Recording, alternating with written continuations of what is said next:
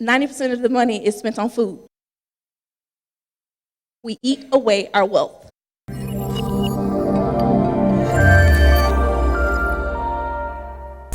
right, look at y'all. Awesome. How's everyone?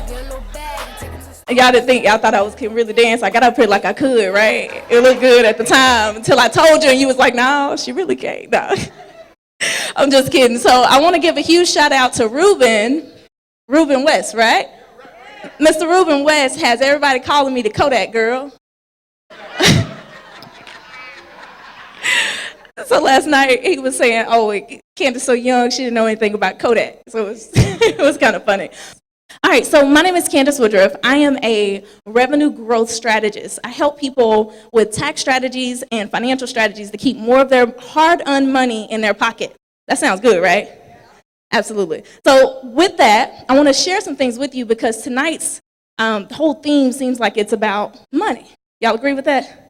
Dr. Frazier, he came in and he made you feel some kind of way. That day, I don't know if you were like me, his message was so deep that it made you feel something in the inside. So I was like, okay, well, let's actually go forward with what I was going to talk about in the beginning, because I was going to give you some tips for your toolbox dealing with money. So he talked about a few things, and I want to go through and share how we can use those in practical ways. That's what we're going to do. So everybody have their pen and pad or something to write with? Yes? Note takers or money makers? Wonderful. So before I get deep, let me tell you a little bit about myself. So I grew up in this small town of Arkansas, in southwest Arkansas. I won't tell you where it is because you won't know, but because I love where I'm from, I was raised, and I didn't just grow up. Y'all hear me? I said I was raised, I didn't just grow up. Okay, we had to be in the house early before the street lights came on. Yeah, that kind of thing. Okay, so small town of Mineral Springs, Arkansas, and my summers were spent in Tollet, Arkansas. With that in mind, with that small town, in small towns we had a lack of resources is what I like to call it. So with that lack of resources, we did well. I thought we were rich because we never wanted for anything. My parents always gave me, what we wanted. But as I grew up and I lived this so-called American dream, as everybody already knows what it is, go to school, get good grades, and we got it, everybody. So I did that. All those things were wonderful. And then I got introduced to this networking company. And inside that networking company, they were teaching financial literacy. And I didn't know what I didn't know because I figured out that I didn't know anything about money besides make it and spend it. And you save a little bit, and if something happens, the savings is gone. Anybody agree with that?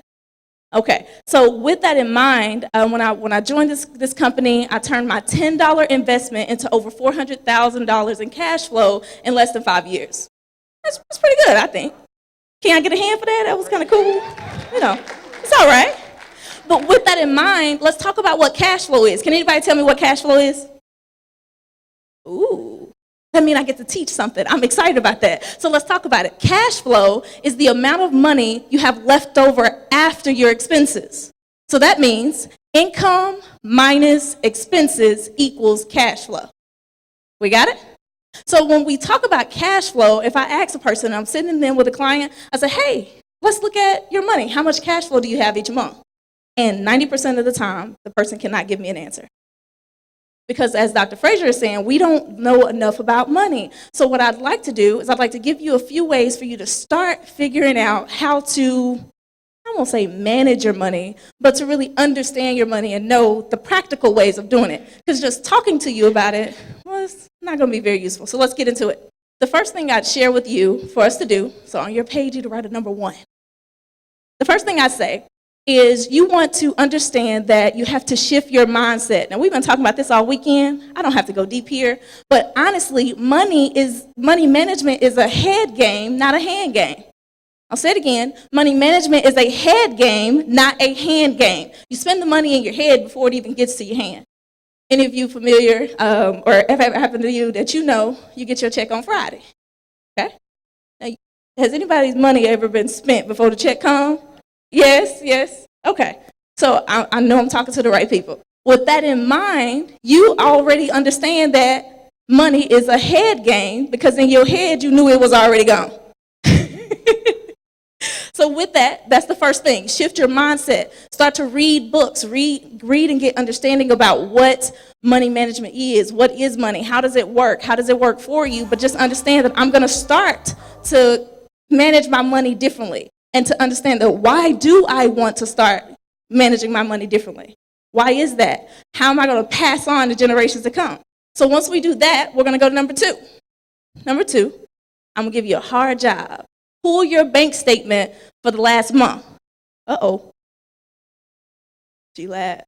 Pull your bank statement from last month. Most times these days we don't carry cash. So when we get into that, we pull the bank statement, and I'll almost guarantee, now not everybody has spending habit problems. That's okay. But I'll almost guarantee that every time I have my clients pull their bank statements, what happens? 90% of the money is spent on food. We eat away our wealth. 90%. So let me tell you how this happens. Let me tell you how it happens. We wake up in the morning, we got to get that coffee, right? Go to Starbucks, those kind of places, and that's $5 on coffee. Then for lunch, we want to go with our friends and family or whoever. We have lunch, let's say it's $10. Now these numbers may be low depending on where you live. So that's $15 for the day. I get off work, and then I go and grab something real quick before I go home to cook. Is this normal? Yes? Okay, all right, so y'all relate. That's about $25. $25 times 5 is what per week? 125 times 4 is what? $500.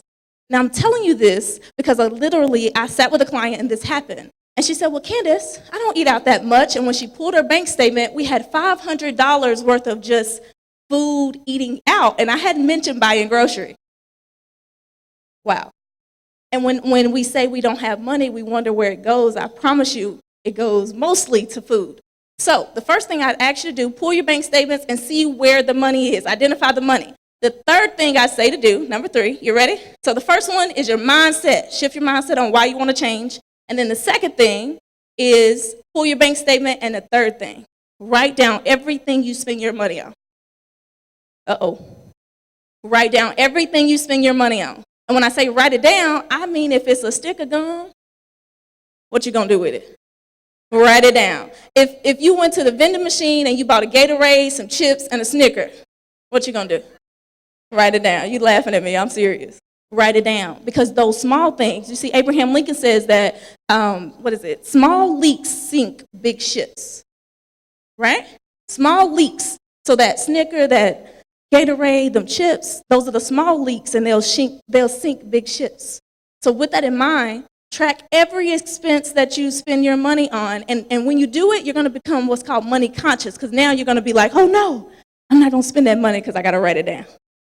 I promise you. Send me a message on Facebook once you do this, once we leave, and you're going to be like, Candace, you were right.